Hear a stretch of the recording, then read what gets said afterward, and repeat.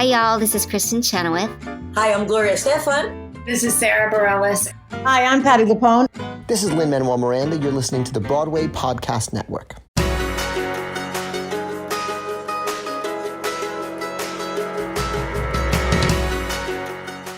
Welcome back to the Theater Podcast, intimate personal conversations with the industry's biggest names. I'm your host, Alan Seals, and our guest for this episode is Sonoya Mizuno. She has an amazing TV and movie career already, including the upcoming Game of Thrones prequel series. I'm super excited to see that. She was such a treat to talk to virtually. We weren't in person. It was over Zoom. Spoiler. Watching her on stage in Cat on a Hot Tin Roof, just incredible. This is actually her stage debut, or professional stage debut in terms of theater. She's been performing on stage for many years as a ballet dancer, and she moved into TV and film, and then now she's coming back to the stage. I will obviously let her tell that story. So before we get in, find me online on Instagram and Twitter and TikTok. Leave a 5-star rating, just like I'm your Uber driver. And now everybody please enjoy this episode with Sonoya Mizuno. Here you go. 1, 2, 3.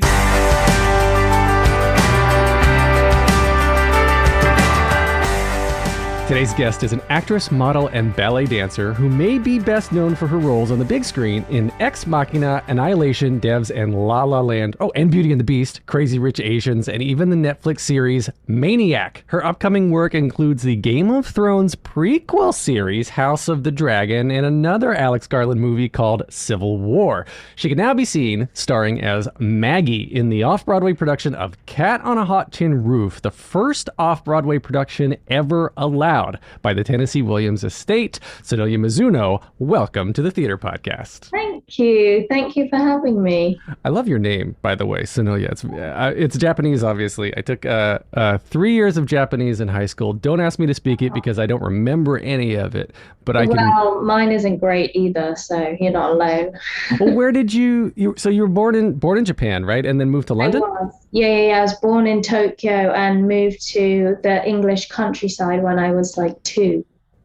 But I moved back to Japan in my early 20s because my dad always stayed there, and I was kind of going backwards and forwards between Japan and London in my early 20s for a couple of years. So that's when I got to kind of like learn Japanese a bit and get to know that side of me a bit more. Was it weird going back being Japanese and not speaking the language? Well, interestingly, I think they often think I don't speak Japanese in Japan because I'm mixed race, but it, you know, for me personally, I feel kind of like it doesn't feel great because I wish I did. I wish I spoke better. I mean, I speak okay, but probably it would sound like a 3-year-old Japanese if I knew what it sounded like. It's funny. When I grew up in North Carolina, or where I went to high school in North Carolina, right, where I took the Japanese. So so all of my Japanese had a little bit of a Southern accent to it. Oh my God, so interesting. So it was like, konnichiwa, ohayou gozaimasu, right? Like it was. I love that. Yeah, it was a little twangy. And it worked, but at least when I go to Japan now, I can order breakfast. So yeah, that's pretty impressive. Good for you. Yeah, it's all right. It's all right.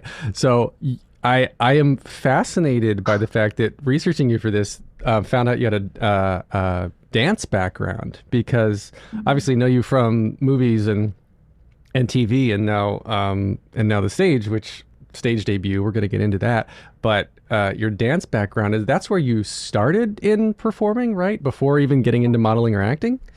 Yeah, absolutely. I mean, originally, I when I was a child, I wanted to be an actress because I had an uncle who was a stage actor, and he passed away a long time ago now. But when I was young, he was alive, and he was kind of like I just adored him. So I kind of wanted to follow in his footsteps, but he suggested that I should learn how to dance first, and then I just kind of went to ballet class, and it snowballed, and next thing I knew I was at the Royal Ballet School, and then I was becoming a professional dancer. So yeah, it was very much what I was doing for the first, I started when I was 9, and I kind of stopped when I was 25. So how how tall are you? Am I allowed to ask that? Yeah, sure. 5'7". So you're 5'7". Okay, so you could be a Rockette, right? Shrunk a bit since I stopped dancing, to be honest. Really? Yeah, we have, which is really interesting. I think I was like 5'8" or something, and now I'm 5'7". Because I think, for the whole time when you're dancing, you're elongating your spine. And then if you're not, and you're like in front of the computer, But yeah, I'm 5'7". Why do you ask? Well, because I guess starting at 9 and I don't know much about the dance world, about like the ballet world, right? Because my background is in musical theater performing, and I've always just said I'm a singer or an actor who moves. I'm not a dancer by any stretch. And I have a couple friends who have become Rockettes, and that's a whole different regime in and of itself. But when I think of ballet, I guess I was gonna say I think you can't. Can you be too tall for ballet? Because a lot of men are typically shorter, and you have to pair them up equivalently. And there's a lot of like stereotypical sort of assumptions that both I'm making now, and I think the industry still relies on. I think it's a bit of both. I think the assumptions are less as kind of are more assumptions than they are truth. Like, I worked in ballet companies with women who were just under 6 foot, I think, and they were slightly more contemporary companies. But I think especially these days, you get all sorts of heights and types of people. But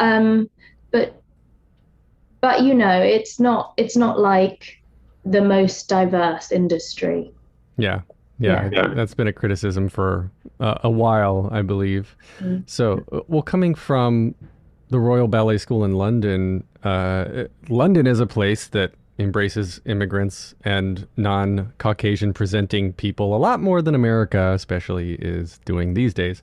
So, did you find in that arena, especially in Britain, in London, in the UK, and that, like, were you touring, doing all of that stuff, and was there a lot of diversity in that area? And I guess, did you ever, and then second part of the question, did you ever come to America, and were you able to dance in America? I didn't dance in America, actually. I danced in the UK and in London and in Scotland and in Ireland, and also I danced for a while in Germany.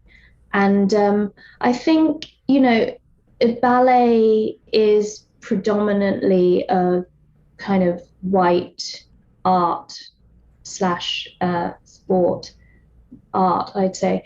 But at the same time, I never felt as conscious of my race and background as I do in the acting industry, because casting is never about the way you looked in dance. It was about, your skill, or, what you were good at, or whether you were right for the part. No, it had nothing to do with where you were from. So I never bumped up against it as much as I do now, I would say. That's interesting. And yeah, you're totally right. And I guess the representation or lack thereof is probably perpetuated by the children of the people who are already in it. So it's kind of this machine of the same people creating the same people, right? So yeah. So let's do better. We can do better, people. We can all do better. We can all do better. And so then, how long? I mean, dancing has a again, stereotypically, I know very little. Dancing has a short shelf life in terms of, like, if you're in your mid-20s and you haven't air quote made it, then like you're over the hill in dance terms. Like, so when I think you can have it depends also, it depends on like what country you're in and things like that. Like in Europe, they have very good, the structure for dancers in the theatres is very good. So a lot of them dance till they're a lot later, until their late 30s or early 40s. And the roles change to more kind of like character-based stuff instead of the very kind of difficult technical stuff.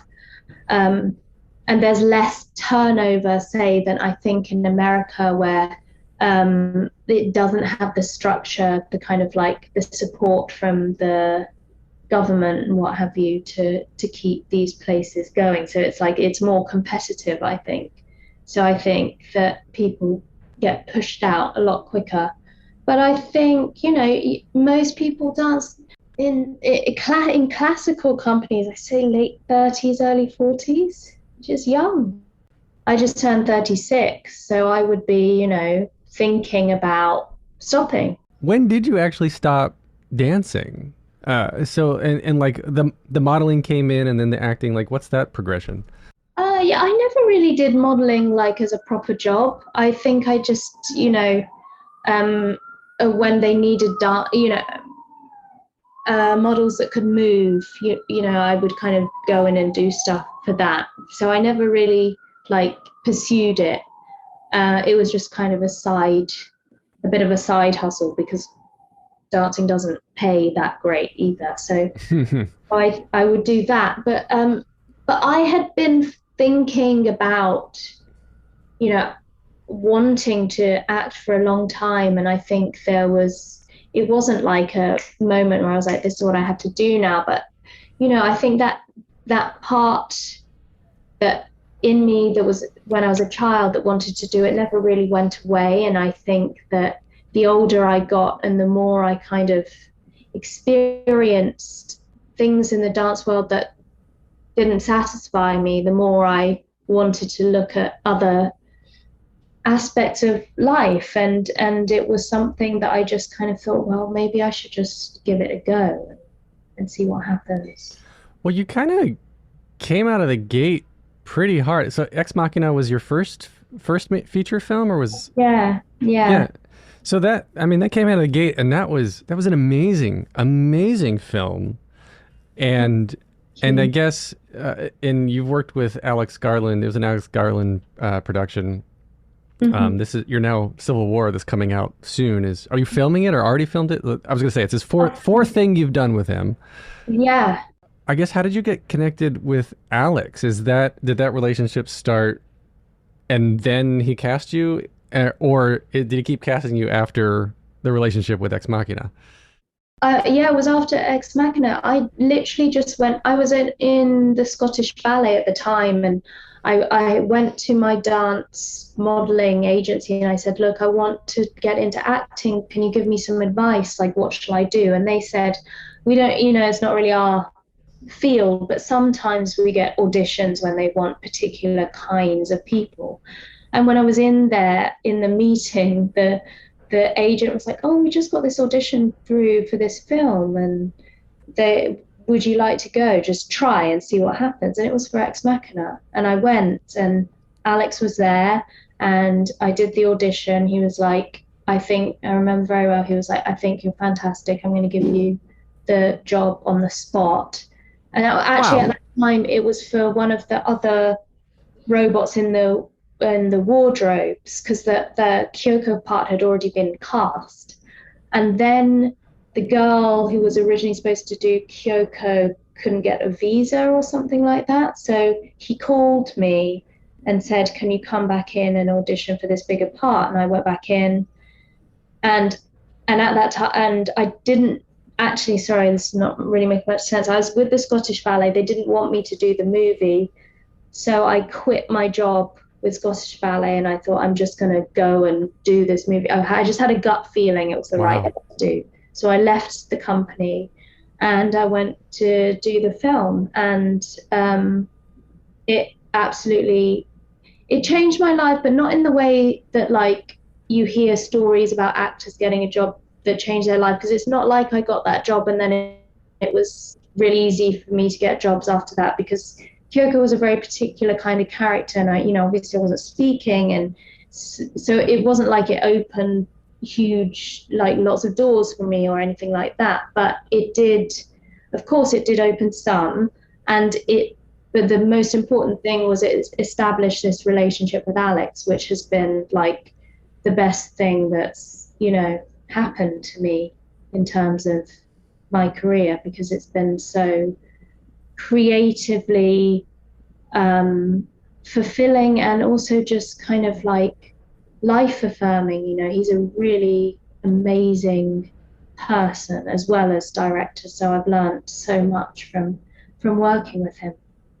Well, I remember when I was a kid just watching Ben Stiller movie after movie and noticing that it was always the same core group of people that were always in all the same Ben Stiller movies, and it you know, it clicked for me then. I was like, that's what you do. You get in a group of friends that one of you is successful and the rest and brings the rest of you along, and then somebody else gets successful and brings the rest of you along, and it goes along with advice that we've gotten on this podcast so many times, is be the person that people want to work with the next time. Totally. So yeah. I speaks to that. I love that. And then watching Ex Machina, did you ever watch it with your parents? That seems like a little bit of an uncomfortable situation. No. I did watch it with my brothers and sisters, though, actually. Well, I went when it first came out in the UK. I remember we went to the cinema and watched it. So, yeah. Did you warn them? You're like, okay, fam, listen, you're going to see a lot of me. I think I did. I mean, I also warned them about House of the Dragon, which is, you know, coming out soon. I was like, I'm not sure. I'm not sure I'm going to watch it with you. I'm not sure you guys should watch it either. Yeah, I get. Yeah, House of the Dragon. I guess I'm so excited about that, and I know that I was gonna say I was gonna ask lots of questions about it, but I know you're probably under like horrible NDA. You can't give any spoilers. Can't talk about anything. Yes, it's very locked down. Yeah. The Marvel universe and Game of Thrones universe. I think those are the two that are the best kept secrets. Yeah. Is that? Yeah, I'm not very good at that. Well, okay, let's turn off the recording. Click. There we go. Just you and me. Lean in. Okay, so tell me. No, nothing. Okay. We're gonna take a short break. Stay tuned for more of the episode.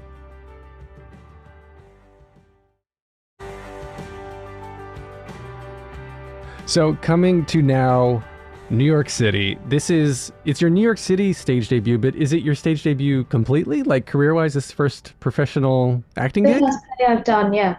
Wow. Okay. So right. What then, with all the movies and the career and in the TV and whatnot that you've done, was it a conscious choice to not try stage what brought you here? I really wanted to do a play. I've been wanting to do a play for a long time. I think I definitely missed being on stage from dancing. And also I just had a feeling that it was a challenge that I really needed and that would really help me grow as an actor. So it was definitely conscious, and and you know, it's kind of hard if you don't go to one of the big conservatories in London for acting to get into theatre there. They're quite snobby about it.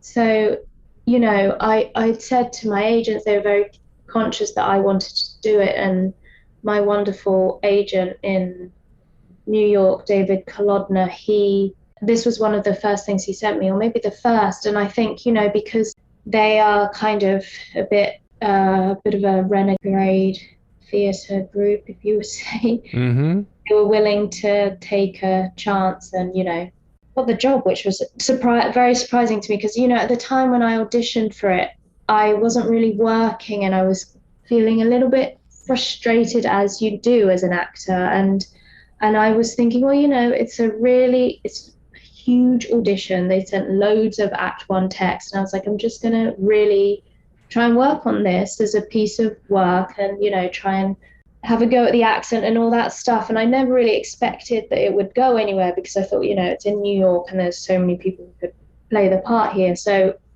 actually, like, sometimes I get weird kind of surreal moments. Like, oh, I'm actually here doing Tennessee Williams. And that's like so weird. Mm-hmm. Like, shit.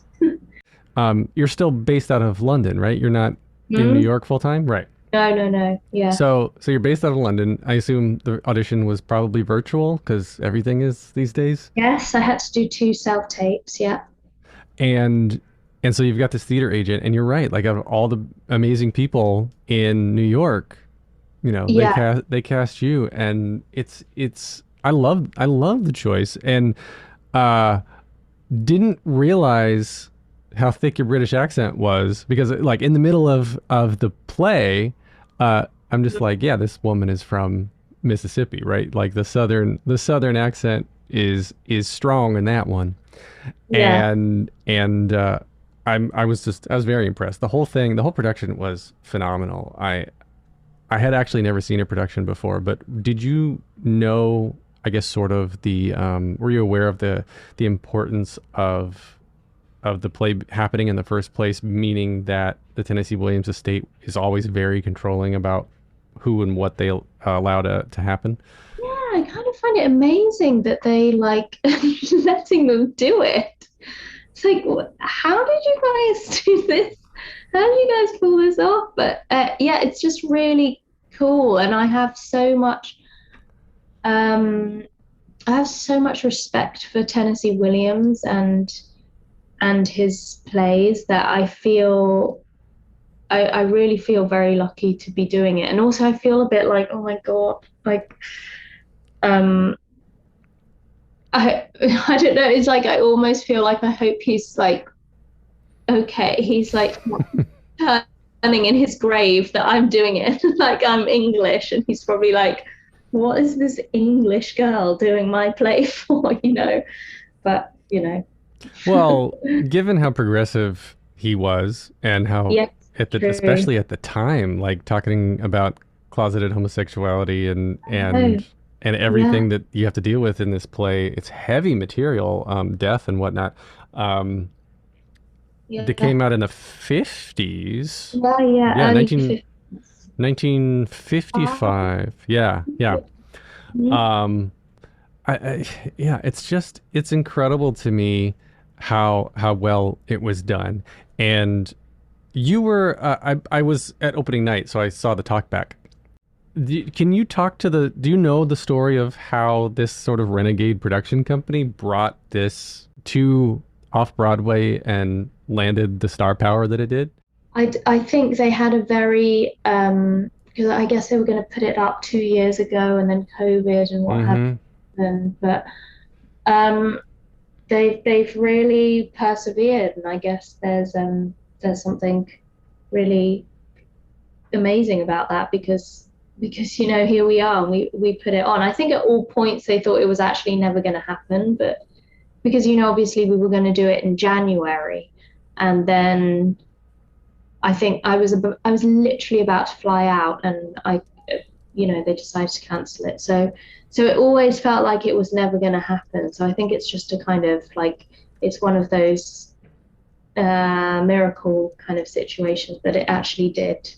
So what happened then for you? I guess what's the timeline then? So you came to the production when knowing initially that it was going to happen in January. November was late, so I only would have had like 2 months, if that. Um, yeah, I think I got the job in November, and then in December, just before Christmas, they decided to cancel. And then they kind of were hoping that it would happen now, but it wasn't confirmed until the beginning of the year. And I guess what we kept doing Zoom reads of the play every like month or so, and Matt and I would also rehearse on. But also, I just kind of like used that time to really, for example, like train my voice, which I had not done before. And I worked with a voice coach in London, for amazing woman Paula Stevens, for many weeks and months, and was working on the dialect and stuff like that. I had like I was doing other jobs as well, so it wasn't like I just had that time to work on Maggie, but I had time to kind of let her seep into me over the course of 6 months. Well, originally knowing that it was going to happen in January, 2 months. I mean, I don't know how fast you memorize, but it, the dialogue alone that you have to memorize for Act One is I, insane.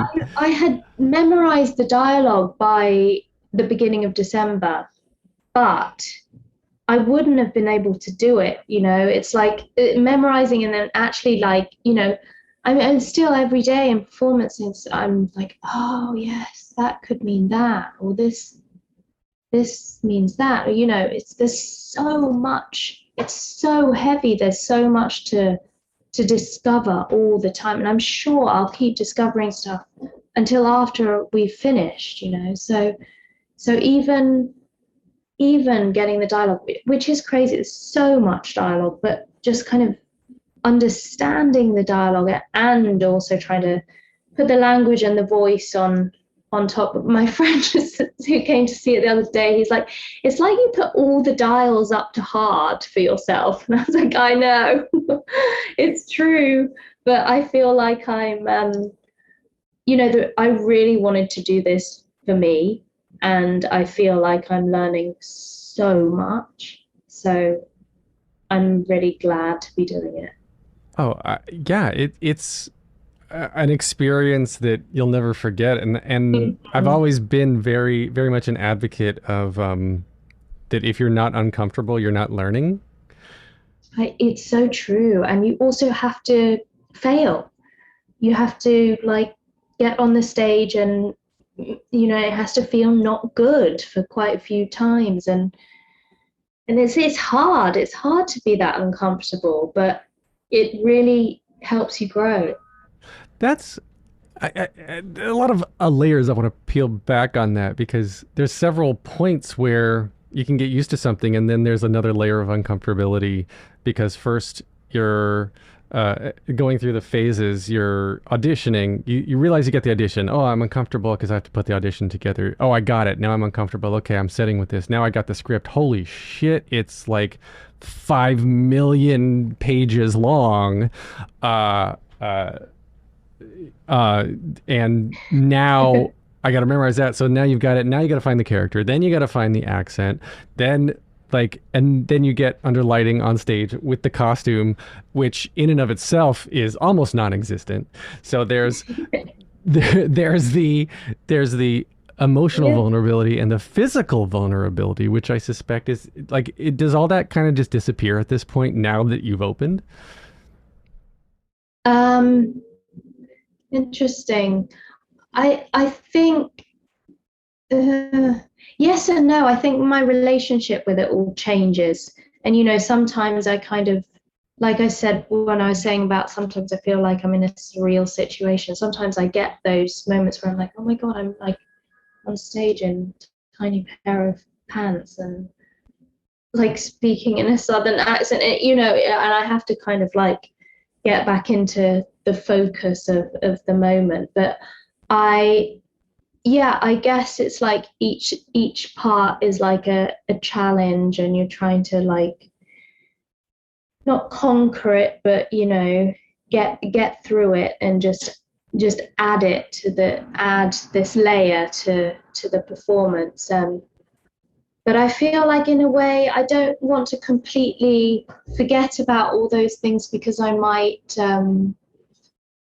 I don't want to get lazy about it, I read this every day before I go in. I say the whole thing out loud in the accent, and not to act it, but just to make sure that I still remember the rhythms, and I have the all the Tennessee Williams grammar is so specific, and the ellipses and the commas and what have you. And so I read it, and so because I don't want to forget it, I want to keep it alive. So I try not to forget too much. I think it's a funny dance though, isn't it? Because you don't want to hold on too tight that you can't just, be alive to the moment.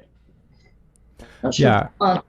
Yeah. I guess there's a point where it's sort of like putting on the costume, putting on the wardrobe, makeup, the lights. You walk to the stage, and the smell triggers muscle memory, and there's a point where you just become the character. And so Maggie is this neurotic, sex crazed, weird woman who's lying about this and that and whatever.